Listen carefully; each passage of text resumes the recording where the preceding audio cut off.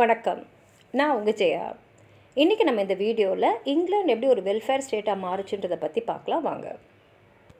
இரண்டாம் போருக்கு அப்புறம் அதாவது உலக போருக்கு அப்புறம் லேபர் கவர்மெண்ட்டு தான் இங்கிலாந்து ஆள ஆரம்பிச்சது. அவங்க தான் நிறைய நலத்திட்டங்களை கொண்டு வந்தாங்க. வெல்ஃபேர் ஸ்டேட்னால் அந்த நாட்டுடைய நலத்திட்டங்கள். அதுக்கு முக்கியமான காரணம் சர் வில்லியம் பெவரேஜ்ன்ற சிவில் சர்வெண்ட் நிறைய விஷயங்களை ரெக்கமெண்ட் பண்ணியிருந்தார். அதாவது டிசம்பர் 1942 வில்லியம் பெவரேஜ்ன்ற ஒரு சீனியர் சிவில் சர்வெண்ட் இவர் சமுதாயத்தில் இருக்கக்கூடிய 5 ஜெயண்ட் ஈவில்ஸை பற்றி அவர் சொல்லியிருந்தார்.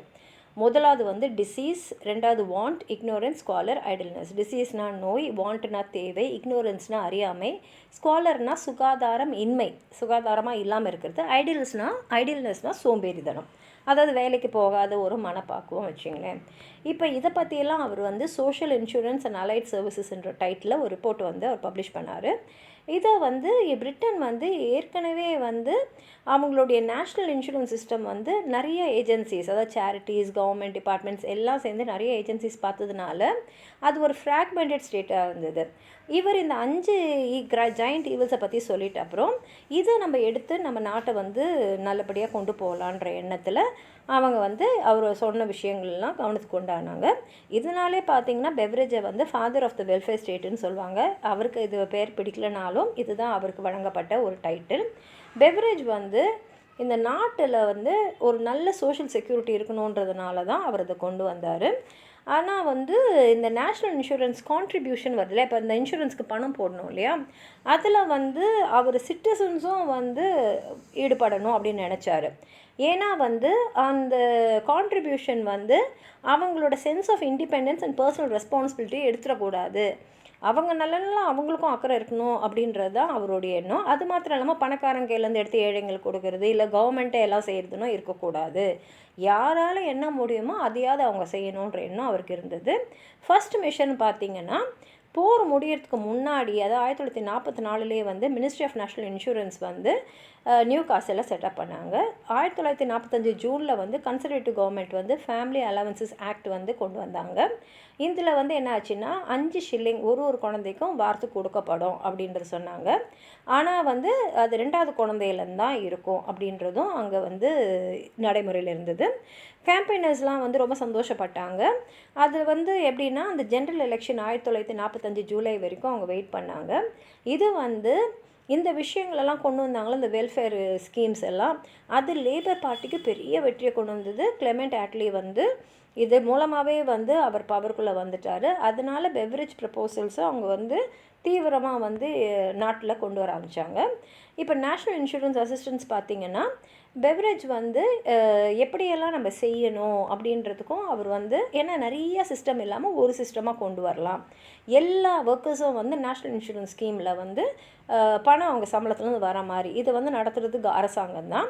ஏன்னா அதுக்கு முன்னாடி இன்சூரன்ஸ் கம்பெனிஸ் தான் இதை பண்ணிகிட்டு இருந்தாங்க. அதே மாதிரி எல்லாருக்குமே ஒரு ஃப்ளாட் ரேட் தான் இருந்தது, எல்லாருக்குமே ஒரு ஃப்ளாட் ரேட் பெனிஃபிட் இருந்தது. அதே சமயத்தில் இந்த ஃப்ளாட் ரேட் அன்எம்ப்ளாய்மெண்ட்டுக்கு, சிக்னஸ்க்கு இதெல்லாம் பார்த்திங்கன்னா கொஞ்சம் அதிகமாக இருந்தது. ஆனால் இதில் பப்ளிக் அசிஸ்டன்ஸ் தேவையில்லை, ஏன்னா அவங்களுக்கே வேலை இல்லை, இல்லைன்னா உடம்பு சரியில்லை.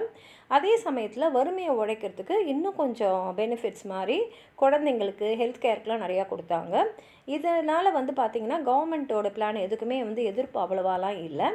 அதே சமயத்தில் பெவரேஜே என்ன சொன்னாருன்னா, இந்த பெனிஃபிட்ஸ்லாம் ஓரளவுக்கு நியாயமான முறையில் தான் கொடுக்கப்படணும், ஜனங்களை மொத்தமாகவே அரசாங்கத்து மேலேயே சார்ந்திருக்கிற மாதிரி இருக்கக்கூடாதுன்ற எண்ணத்தையும் அவர் வெளிப்படுத்தினார்.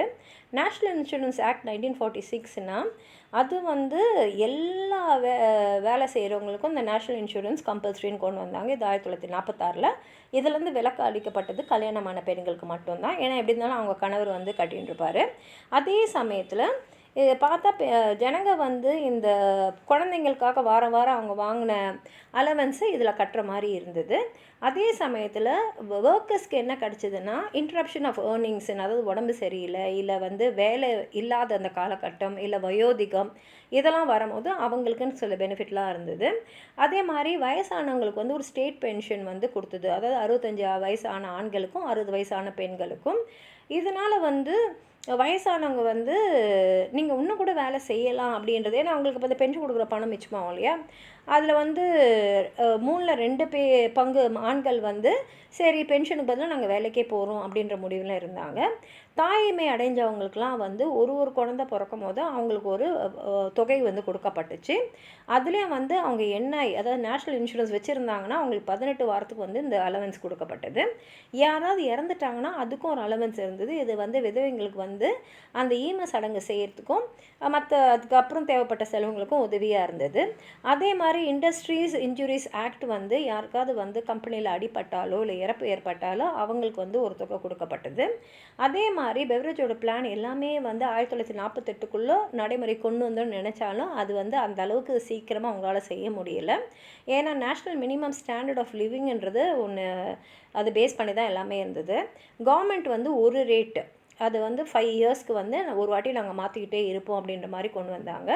பெவரேஜ் வந்து வித் டிவோர்ஸ் ஆன பெண்கள், அப்புறம் வந்து பெற்றோரை பார்த்துன்ற பெண்கள், அப்புறம் வந்து சிக்னஸ் பெனிஃபிட் ஃபார் ஹவுஸ் ஒய்ஃப்ஸ், அதாவது குடும்ப தலைவிங்களாக இருக்கிறவங்க வந்து உடம்பு சரியில்லாமல் போனால் அந்த மாதிரிலாம் இருந்த விஷயங்கள்லாம் இதில் இன்க்ளூட் ஆகலை.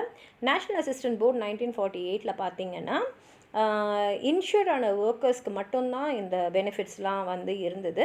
அப்போ இன்ஷூர் இல்லாதவங்களுக்கு நம்ம எதாவது செய்யணுமேன்றதுனால தான் இந்த நேஷ்னல் அசிஸ்டன்ட் போர்டு வந்து கொண்டு வரப்பட்டது. இதுதான் முதல் வாட்டி வந்து இது கொண்டு வந்ததுனால ஒரு குடும்பமும் என்ன சம்பாதிக்குது அதுன்னு பார்க்காம யாருக்கு என்ன தேவை அப்படின்றத பார்த்து செய்கிற மாதிரி இருந்தது. அதே மாதிரி இவர் சொன்னார் இல்லையா 5 விஷயங்கள், அந்த 5 விஷயங்களை வந்து எடுக்கணுன்னா ஸ்லம் கிளியரன்ஸ் ஸ்டேரிங்லலாம் எடுத்துகிட்டு குடிசை மாற்று வாரியம் மாதிரி பெரிய பெரிய பங்களாங்களை கட்டி வைக்கணும் அப்படின்ற எண்ணம் இருந்தது.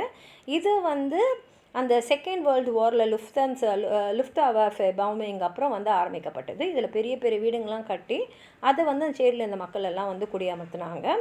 அதே சமயத்தில் இந்த நேஷ்னல் ஹெல்த் சர்வீஸுன்றது இலவசமாகவும் எல்லா இடத்துலையும் கல்வி வந்து கண்டிப்பாக எல்லாருக்கும் கொடுக்கப்படணுன்றதில் ரொம்ப தீவிரமாக வந்து இருந்ததுனால இந்த வெல்ஃபேர் ஸ்டேட் சிஸ்டம் வந்து ரொம்ப காம்ப்ரிஹென்சிவாக இருந்தது அப்படின்றதே சொல்லலாம். உங்களுக்கு ஏதாவது சொல்லணும்னு நினச்சிங்கன்னா கீழே இருக்கிற கமெண்ட் பாக்ஸில் எழுதுங்க. இந்த வீடியோவை லைக் பண்ணுங்கள், உங்கள் ஃப்ரெண்ட்ஸோடு ஷேர் பண்ணுங்கள். சப்ஸ்கிரைப் பண்ணாதவங்களாம் ப்ளீஸ் சப்ஸ்கிரைப் பண்ணி சப்போர்ட் பண்ணுங்கள். நன்றி.